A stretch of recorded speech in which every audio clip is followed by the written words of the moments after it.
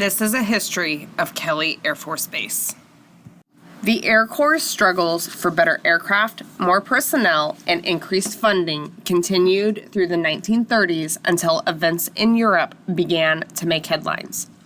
During the 1938 crisis over Czechoslovakia, Adolf Hitler and the German Air Force demonstrated that air power had become an important factor in international relations. President Roosevelt recognized the significance of the German Air Force's role and began steps towards U.S. air rearmament.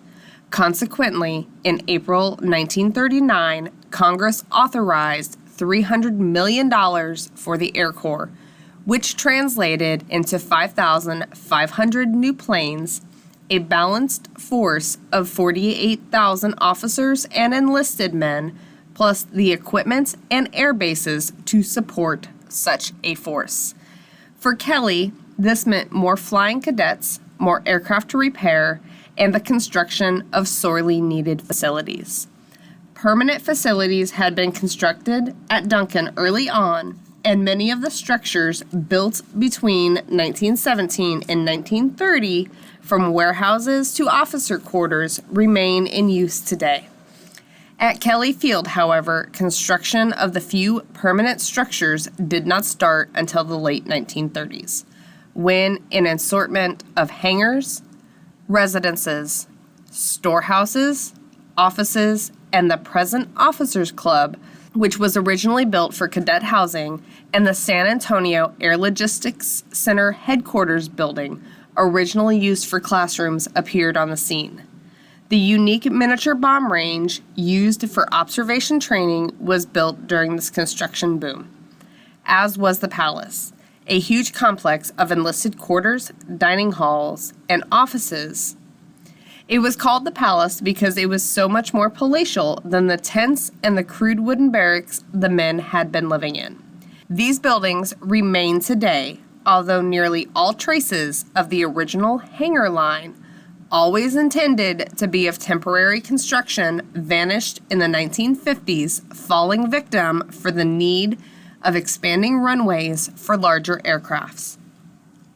World War II caused major changes at Kelly and Duncan Fields. As the American war machine went into high gear, Duncan's maintenance shops went into round-the-clock operation. Flying training at Kelly went into overtime too, as thousands of young men joined the Air Corps. As in World War I, a tent city sprang up to accommodate the sudden influx of the pilot trainees. Between 1939 and March 1943, over 6,800 men graduated from Kelly's Advanced Flying School. In addition, 607 men completed navigators training, and approximately 1,700 pilots graduated from various courses in the instructor's school. By the summer of 1942, congested flying conditions caused by the four flying fields in close proximity, Duncan, Kelly, Brooks, and Stinson, had reached dangerous levels. One of the many runway reconstructions happened to come in 1942. To solve the problem, Kelly and Duncan were reunited in March of 1943 under the single name Kelly Field. The field's sole mission became that of logistics support as flying training was moved elsewhere. Annexation of the Normoyle Ordnance Depot, known today as East Kelly, named for Major James E. Normoyle, who died from blood poisoning, furthered the enlargement of Kelly. Normoyle was used initially as an extension of the Kelly storage areas and later served as a processing center for both new enlistees and thousands of others who had already received their discharges. These adjustments marked a distinct shift in Kelly's mission. Its World War II logistics mission transformed Kelly into a huge industrial complex which stored and distributed material, as well as modifying and repairing aircrafts, the engines, and related equipments. Kelly's shops handled thousands of Army aircrafts, including the B-17, B-25, B-29, P-51, and the C-47 cargo plane. Its engineering facilities established a rate of overhaul on accessories, guns, bomb sights, and electrical equipment that set records for both military and commercial repair agencies. The engine recondition plant turned out an average of 1,400 engines per month. The war tremendously impacted Kelly's workforce. In 1939, Old Duncan Field had 1,100 civilian employees and only 10 military personnel. By 1942, these figures increased to 5,000 civilians and 1,275 military. By 1945, over 15,000 civilians and 16,000 military worked at Kelly.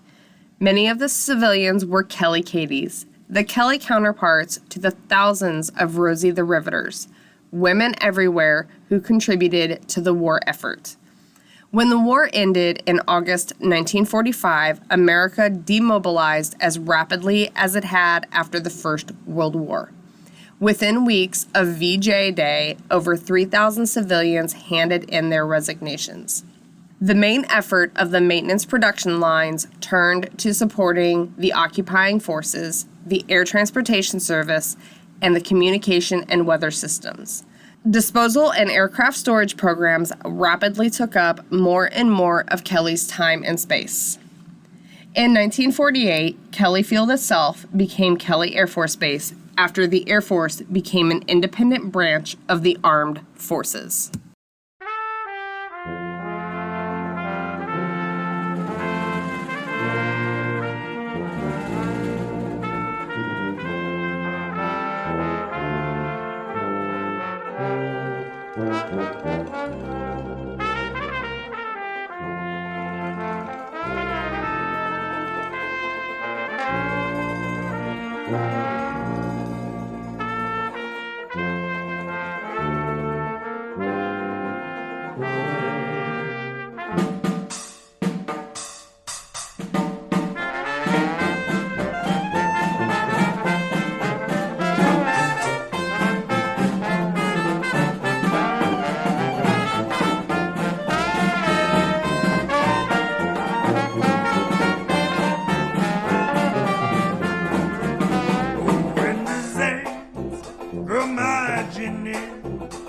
When the things go marching, oh Lord, I want gotta be in that number.